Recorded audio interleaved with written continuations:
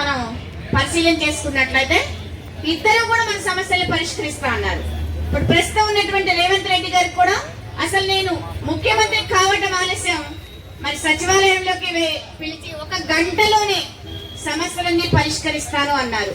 మరి 2.5 గంటలైనా సచివాలయంలోనికి మనకి అర్హత లేదా, లేకపోతే వారికి తీరిక లేదా ఆలోచించుకోవాలి. ఇప్పుడు ముఖ్యమంత్రి రేవంత్ రెడ్డి గారు అంటే మళ్ళీ ఇంకో 2.5-3 ఏళ్లలో వల్ల మరి ఏం జరుగుతుందో కూడా ఈ రాష్ట్రంలో ఉన్నటువంటి ఉద్యోగులు ఉపాధ్యాయులు చూపించేటువంటి పరిస్థితి కూడా ఉంటుంది. కాబట్టి ఖచ్చితంగా ఏదైతే ఇస్తామో అని చెప్పి హామీ ఇచ్చారో, మనం గొంతెమ్మ కోరికలు ఏమీ కోరలేదు, మనం చేస్తున్న పనికి న్యాయంగా సమానమైనటువంటి సుప్రీంకోర్టు తీర్పు ప్రకారంగా మినిమం బేసిక్ పే ఇవ్వమని చెప్పి మాత్రమే అడుగుతున్నాం.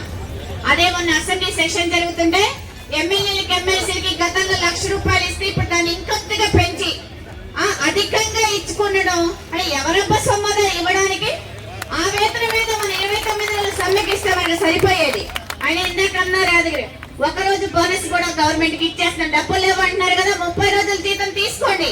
కానీ రాబోయే రోజుల్లో మా సమస్యను పరిష్కరించుకుంటే మీ సంగతి అంటే కూడా మేము చూడాల్సిన రోజులు దగ్గరలోకి వస్తున్నాయనేది కూడా ఈ ప్రభుత్వం గుర్తుంచుకోవాలి. గత ప్రభుత్వాలు ఇంతకంటే నియంతగా ఎంతలో ముఖ్యమంత్రులు మనం చూసినటువంటి చరిత్ర టీఎస్యూటీఎఫ్ ఉంది. టీఎస్యూటీఎఫ్ ఉపాధ్యాయ చరిత్ర చూస్తే 1 రోజు ధర్నా చేసి అనేకమైన సాధించుకున్నవి కూడా ఉన్నాయి. కాబట్టి పరిస్థితి కాలానుగుణంగా ప్రభుత్వం యొక్క మూడ్ని బట్టి ప్రోగ్రామ్స్ కార్యక్రమాలు తీసుకునేటువంటి అవగాహన నడవడిక, ఆ కార్యక్రమాలు రూపొందించడంలో ఉన్నటువంటి ఆ రూపశిల్పులు టీఎస్యూటీఎఫ్ నాయకత్వం. అందుకే గత 29 రోజుల సమ్మె గురించి ఆ సమయం కరెక్ట్ కాదని చెప్పి చాలా మందిని హెచ్చరించాం. అయినా మనకున్నటువంటి బాధ, ఆవేదన, మన సమస్యల పరిష్కారం కోసం ఓకే చేశారు, అయిపోయింది కాదు. రాబోయే రోజుల్లో ఇప్పటి వరకు మనం సాధించుకున్న కొన్నైనా గత పోరాటాల ఫలితంగా అనేది మాత్రం గుర్తుంచుకోవాలి. ఇంకా చాలా మంది కేజీబీలు ఎస్ఓలు అడ్డుకుంటున్నారు, ఇంకా చాలా చోట్ల ఎస్ఎస్ఏ వాళ్ళని ఎక్కడికక్కడ పోకుండా అడ్డుకున్నా కానీ ఇంతమంది తెగించి మేము వెళ్తాం మీరు ఏమైనా చేసుకోండి అని చెప్పి వస్తుంటే దారి పొడవునా పోలీసులు ఫోటోలు చేస్తూనే ఉన్నటువంటి పరిస్థితి వాళ్ళకి కనిపిస్తా ఉంది.